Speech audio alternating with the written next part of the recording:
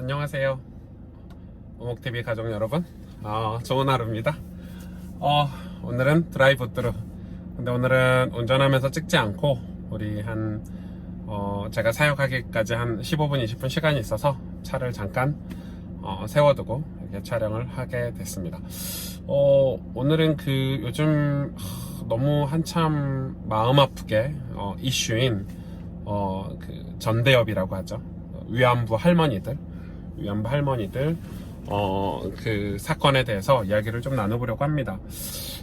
사실 이제 언론이나 우리 기사들만 봐서는 사실 그거에 대해서 쉽게 얘기가 어려운, 왜냐면은 이제 우리나라 언론들이나 어떤 그런 사건들을 봤을 때는 그 언론들 통해서 봤을 때는 조금 객관성이 떨어지니까, 조금 주관적이니까 그런 것들을 좀 봤을 때는 그런 모양이지만은, 그래도 어떤 이 팩트라든지 객관성을 이렇게 쭉 봤을 때 제가 느낀 점에 대해서 조금 얘기를 해보려고 합니다. 저는 목사이다 보니까 또 이런 사건에 대해서 되게 관심이 많고, 또 사실 우리나라 전 국민이 위안부 할머니들 이제 몇 분 안 남으셨잖아요. 이제 몇 분 안 남으셨고, 왜냐면 일제 때 진짜 수치스럽게, 그러니까 사실 그런 수치를 당하고 어떤 이 보호를 받을 길이 없었는데, 이런 단체들이 이 할머니들을 보호해 주겠다고 어떤 NGO 단체를 만드는 거는 되게 잘한 일이죠. 칭찬해야 될 일이고, 그럼에도 불구하고 이런 단체를 만들었어도 거기에 소속돼서 활동하신, 어떤 보호받으려고 하신, 자기를 드러내려고 하신 할머니가 많지는 않았죠. 왜냐면 수치스러우니까. 왜냐면 자기 남편도 있고 아이도 있고 이렇다면 그럴 수 있겠다. 되게 마음 아프신데, 그럼에도 불구하고 너무너무 어렵고 힘들고 자기의 삶이나 경제나 이런 게 다 힘들기 때문에, 이런 단체가 생겼을 때 사람들이 구호해주고 뭐 물자를 보내주고 재정적인 후원을 해줬을 때, 이런 단체를 통해서 그런 할머니들의 삶이 이렇게 보호가 된다는 건 축복이고, 또 손해배상이라든지 이런 일들을 할 수 있게 이 단체가 생긴 거는 되게 축복이라고 생각이 들어요. 근데 벌써 세월이 진짜 많이 지났잖아요. 세월이 진짜 많이 지나서 이제 할머니들도, 살아계신 할머니들도 뭐 다 90세 이상이고 얼마 남지 않았고, 여기 단체 후원한 사람들이 굉장히 많겠죠. 여러분, 기관들, 특히 교회들이 얼마나 많이 후원했는데요. 뭐 보니까 유재석 씨도 이렇게 후원을 하고, 연예인들, 뭐 국가기관에서도 나오는 돈들, 그러니까 돈이 엄청 많이 후원이 됐을 것 같은데, 제가 하고 싶은 이야기는, 이 윤미향 대표가 뭐 국회의원 당선자기도 하지만 그 시작은 잘했다는 거예요. 시작은 굉장히 잘했고, 할머니들을 도우려는 초심으로 이 시작을 했겠죠. 그런데 중요한 거는, 그렇게 시작은 했지만 할머니 도우려고 그런 마음으로 그런 단체를 만들고 NGO를 만들었지만, 시간이 점차 지나면서 그 의미들이 퇴색이 되고 변질되고 문제가 된 거죠. 법적으로도 문제가 된 거죠. NGO를 저도 운영을 하고 있거든요. 아주 작은 NGO를 키울 생각은 없어요, 저는. 교회를 개척하면서 우리 사회 소외계층이라든지 또 제3세계 아이들을 후원하기 위해서 NGO를 만들었는데, 보통은 기정기탁이라는 걸 해요.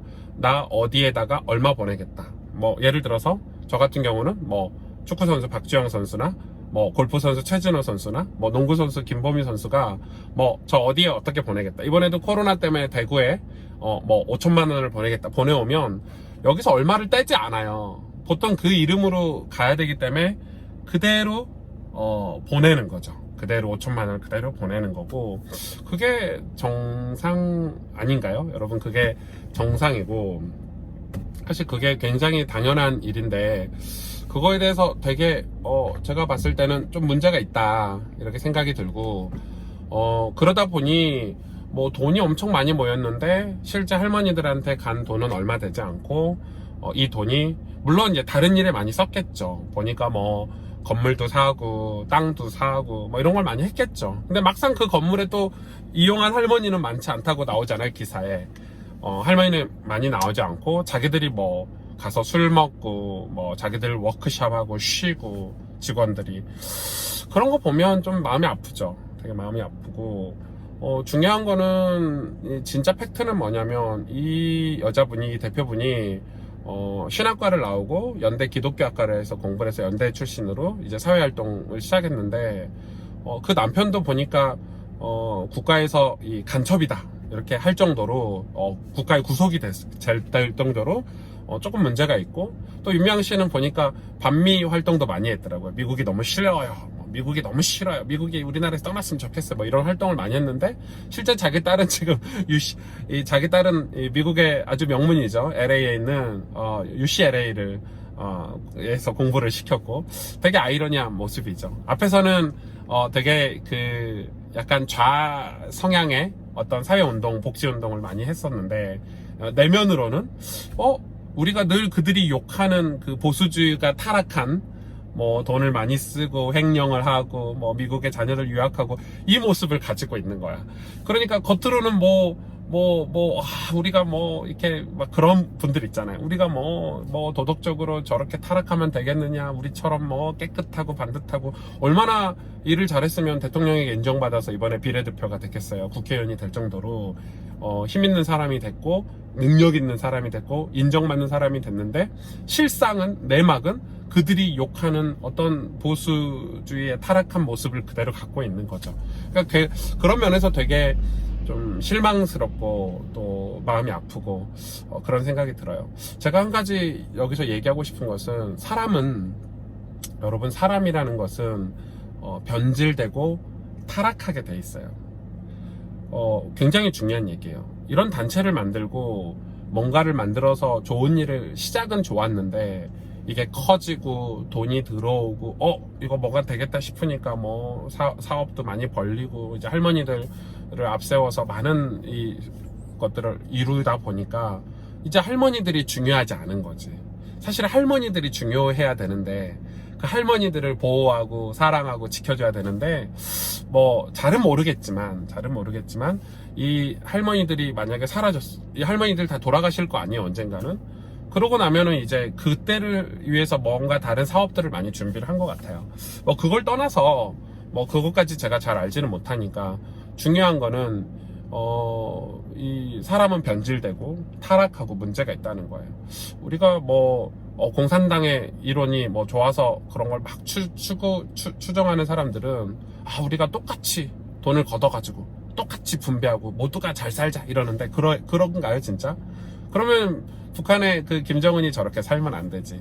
어려운 사람들의 돈을 다 갈취하고 노동을 시키고 자기는 호화호식 하는 게 맞는가요?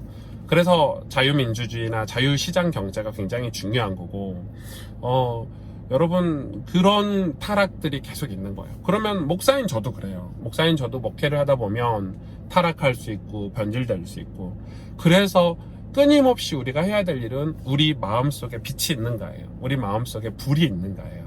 예수님의 불, 예수님의 빛, 어떤 하나님 말씀 앞에 하나님을 두렵고 떨림으로 섬기는 그 경외가 우리 마음속에 있는가요? 안 그러면 겉모양만 뭐 착한 척, 겉모양만 정의로운 척, 겉모양만 이 윤미향 대표처럼 뭐 이렇게 처음 이렇게 했었지만 마음은 변질이 되는 거죠. 그리고 자기가 하는 일이 불법인지도 몰라. 자기가 하고 있는 일이 이거 불법인지도 모르는 거죠. 너무 마음이 아프죠. 너무 마음이 아프고, 그래서 우리는 끊임없이 우리가 하나님 앞에서 우리 마음에 빛이 있도록 하는 게 중요하고, 더 중요한 거는 그런 NGO 단체나 또 교회나 무슨 기관이든지 이런 법이 중요한 거예요. 정관이. 이 법이 굉장히 중요하고, 이 정관을 잘 만들어서 이 정관 안에서 활동하도록 해줘야 되는 거예요. 그래서 사람이 단체를 이끌면 안 돼요.